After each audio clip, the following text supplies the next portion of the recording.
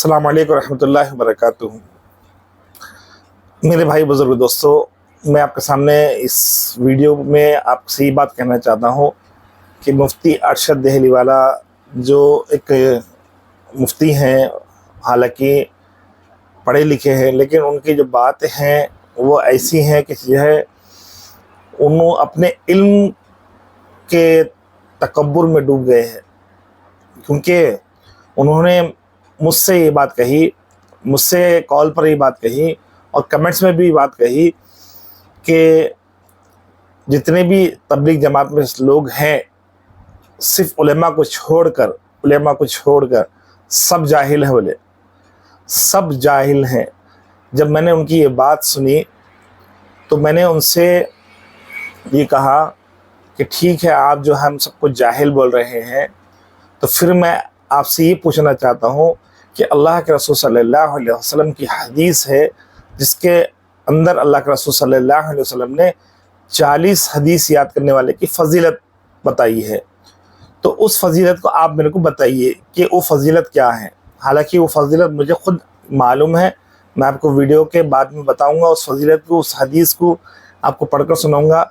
मैं इस वक्त ये बताना चाहता हूँ कि जब मैंने ये बात मुफ्ती अरशद देहली वाला से पूछी तो उन्होंने मुझे जवाब देने से मतलब खामोशी अख्तियार कर ली, मुझे जवाब नहीं दिया। क्योंकि थोड़ी देर पहले, उसी वक्त पहले, उसी पल, उसी लम्हे उन्होंने ये कहा था कि तबलीग जमात में जितने भी साथी हैं उलेमा को छोड़कर वो सब जाहिल हैं।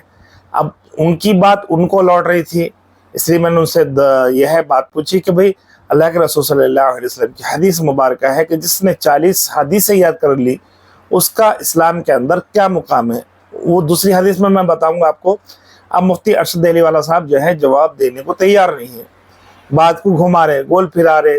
मैं तो उस बात के पीछे लग गया कि मेरे को उसका जवाब चाहिए। तो मैं मुझसे कहा कि तुम बता दो।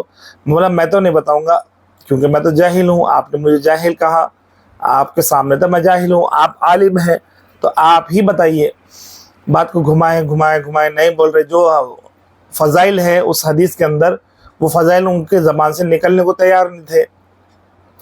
तो फिर मैं तो उसी बात को रिपीट करता रहा। कम से कम हमारी 10 मिनट इस मौजू पर बात हुई कि मैं उनसे इस बात को कबूल करवा कर रहा। पहले तो उन्होंने कहा कि 40 हदीस वाले को कुछ भी मकाम नहीं है। बोला मकाम है, आपकी ज़बान से ही सुनना चाहता हूँ, मुझे आपकी ज़बान से ही सुनना है। तो नहीं, आप बता दो, आप अगर आपको याद है तो आप बता दो। मैं बोला मैं तो बताऊंगा ही नहीं क्योंकि मैं तो जाहिल हूँ। बहरहाल बातचीत चलती रही, बहस चलती रही। तो उन्होंने फिर जवाब दिया मुझे कि जिसने 40 हदीस याद करे उसको 40 हदीस का आलिम कहा जाएगा। 40 हदीस का आलिम नहीं कहा, आलिम भी नहीं कहा। पहले कहा कि 40 हदीस जिसको याद हो गई उसको जो है 40 हदीस की फजीलत मिलेगी। अभी उन्होंने वो वर्ड इस्तेमाल करे जो हदीस में है हुबहू। फिर उसके बाद बोले और उसकी फजीलत, उसका मुकाम क्या है दीन के अंदर, तो आप बताओ। मैं बोला मैं तो नहीं बताऊंगा, मैं तो जाहिल हूँ आपकी नज़र में, आप जो है पढ़े लिखे हैं, मुफ्ती हैं, आप ही बताइए। तो बहरहाल उन बात को फिर दूसरी जगह लेके जाने लगे। तब भी मैं ये बोला नहीं, पहले मेरे को इस बात का जवाब दीजिए, जो इंसान 40 हदीसें याद कर ले बाय हार्ट, उसका इस्लाम के अंदर क्या मुकाम है।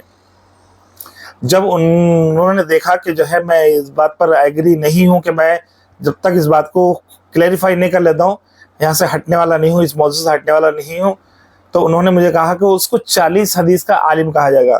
तो मैं बोला मुफ्ती साहब, आप मुझे अपनी ज़बान से ख़ुद बताएंगे या फिर मैं जो है नेट खोल के जो है आपको हदीस सुनाऊं पूरी। हालांकि मुझे वो हदीस याद है, लेकिन मैं उनको हुबहू सुनाना चाहता था, जैसी है वैसे ही सुनाना चाहता था। तो उसके बाद उन्होंने मुझे कहा कि हाँ, उसको आलिमों में शुमार किया जाएगा। जिस इंसान को 40 हदीसें याद है उसको आलिमों में शुमार किया जाएगा।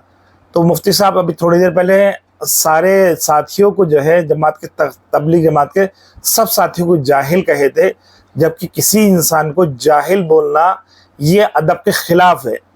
मैं आपकी आप इसी तफसील में बताऊंगा।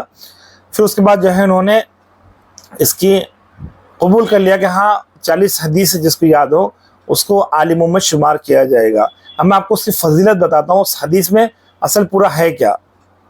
تو وہ حدیث آپ کے سامنے ہے، حضرت محمد صلی اللہ علیہ وسلم کی ایک مشہور حدیث ہے جس میں فرمایا گیا ہے جو شخص میری امت کے لیے دین کے متعلق 40 حدیثیں یاد کرے گا، اللہ تعالیٰ قیامت کے دن اسے فقہا اور عالم کے طور پر اٹھائے گا اور میں اس کے لیے شفیع اور گواہ ہوں۔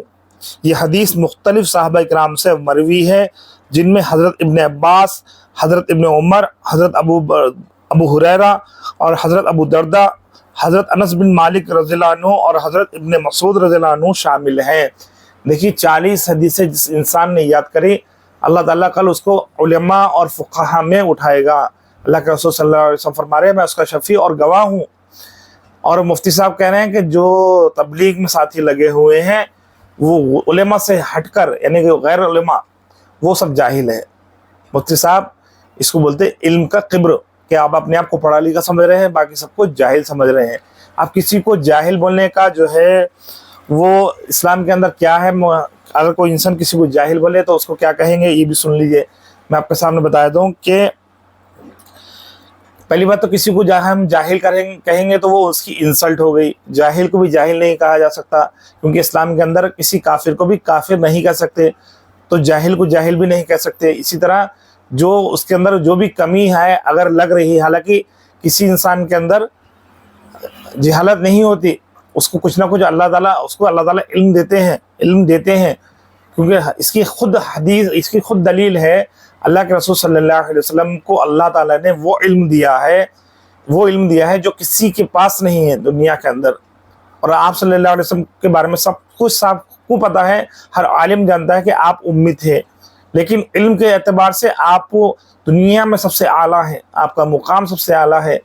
تو ایسے ہی کئی صحابہ جو ہے پڑھے لکھے نہیں تھے، کئی صحابہ، لیکن ان کا مقام اعلیٰ ہے۔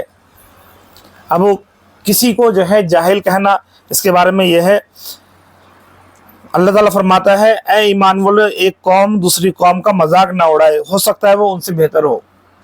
کسی کا مذاق اڑانا یہ اسلام کے اندر منع ہے کہ اللہ نے کس کے اندر کیا کوالٹی رکھی ہے اللہ بہتر جانتا ہے۔ تم کسی کو حقیر جانو گے یہ گناہ ہے۔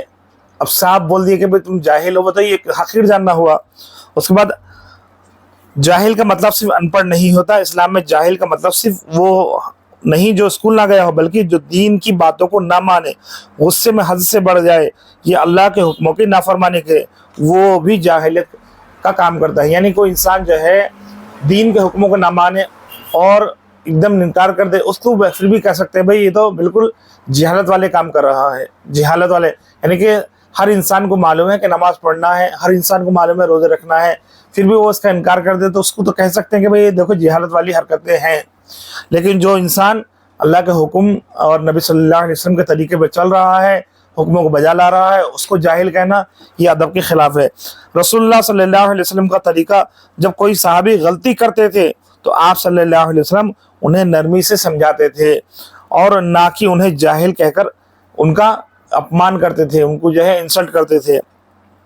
امام غزالی رحمۃ اللہ علیہ فرماتے ہیں کسی کی غلطی پر اسے لتاڑنے سے پہلے دیکھو کہ تمہارا ارادہ اصلاح کا ہے یا دل دکھانے کا ہے۔ اب اس بارے میں مفتی صاحب سے یہی کہوں گا، میں تو آپ کے دل کا حال نہیں جان سکتا کہ آپ نے میرا دل دکھانے کے لیے کہی یا آپ نے اصلاح کے لیے کہی، وہ آپ جانے، آپ کا اللہ جانے، آپ کا دل کا حال اللہ ہی بہتر جانتا ہے، میں اس میں بدگمانی نہیں کروں گا۔ لیکن آپ کا جو الفاظ ہے نا وہ جو ہے میں تو سمجھتا ہوں کہ ایک فرد کو بولتے بات الگ تھی، آپ نے کال ریکارڈنگ میں یہ کہا کہ سارے تبلیغی جاہل ہے، تو اس ورڈ سے تو یہ فیل ہوتا ہے کہ یہ علم کا قبر ہے۔ آپ اپنے آپ کو جو ہے علم والا سمجھتے ہیں، علماء کو علم والا سمجھتے ہیں، باقی سب کو جاہل سمجھتے ہیں، جبکہ اللہ تعالیٰ جس کو چاہے علم سے نواز دے۔ کوئی عالم رہ کے بھی جو ہے وہ مقام نہیں پا سکتا جو اللہ تعالیٰ بغیر علم والے کو مقام دے دیتا ہے۔ اس کی مثال ہمارے پاس، میں اس سے پہلے بھی ایک ویڈیو میں بتایا تھا، ہمارے حیدرآباد میں عابد خان صاحب رحمۃ اللہ علیہ، وہ مقام حاصل تھا ان کو کہ ایک عالم کی وہ شہرت نہیں تھی جو ان کی شہرت تھی، ان کی بات میں اللہ نے وہ کیفیت ڈالی تھی جو ایک عالم کے بیان میں نہیں ہوتی تھی۔ جب ان کا بیان ہوتا تھا، جس دن ملے پلی میں ان کا بیان ہوتا تھا حیدرآباد مرکز میں یا کہیں بھی ان کی بیان ہوتا تھا، پبلک ان کی بات کو سننے کے لیے آتی تھی اور لوگوں کی کیفیت رونے والی ہو جاتی تھی۔ ان کے اندر اللہ تعالیٰ نے وہ علم دیا تھا اور وہ کیفیت دی تھی کہ ایک عجیب کیفیت تھی جو ایک عالم کے اندر بھی نہیں آتی۔ اس سے مراد میرا یہ کہنا نہیں ہے کہ اس سے عالم کا مرتبہ کم ہو جائے گا، عالم اپنی جگہ ہے، عالم نے قربانی دی ہے، عالم نے اپنا وقت دیا ہے اس دین کے لیے، اس سے ان کا مقام کم نہیں ہوتا، لیکن اللہ چاہے جسے نوازے وہ اللہ کے اختیار میں ہے۔ ہم اپنی زبان سے کیوں کسی کا مقام گرائے؟ بہرحال بات اتنی تھی کہ مفتی صاحب آپ جو ہے تھوڑا اپنے علم میں زیادہ غلو کر رہے کہ کسی کو اپنے سامنے کچھ سمجھ نہیں رہے، کوئی اگر آپ سے بات کر رہا ہے یا آپ کو جو ہے کچھ آپ کو دلیلیں دے رہا ہے تو آپ تو سیدھا اس کو ان پڑھ، جاہل یا بریلوی یہ وہ بول دے رہے۔ تو زبان کا بھی جو ہے اللہ تعالیٰ نے کہا ہے کہ زبان کو اختیار اپنے قابو میں رکھو، کیونکہ حدیث کے مفہوم میں آتا ہے کل روز قیامت ایک انسان جو ہے نیکیوں سے بھرا ہوا آئے گا، لیکن ایک لفظ اس کا ایسا دنیا میں اس نے بول دیا ہوگا جس کی وجہ سے اس کی نیکیاں سب ختم ہو جائیں گی اور وہ خالی ہاتھ اس دنیا سے جائے گا۔ جو ہے جنت کے فیصلے بدلنے والا جو ہے مقام، وہ ایک زبان کا لفظ بھی ہے۔ زبان کے لفظ سے انسان کی جنت بھی چھن سکتی ہے، دوزخ بھی مل سکتی ہے۔ بہرحال میرا اتنا ہی تھا کہ اللہ تعالیٰ ہم سب کو جو ہے قرآن و سنت سے عمل کرنے کی توفیق عطا فرمائے۔ ویڈیو کو لائک کریں، شیئر کریں اور میرے چینل کو سبسکرائب کریں۔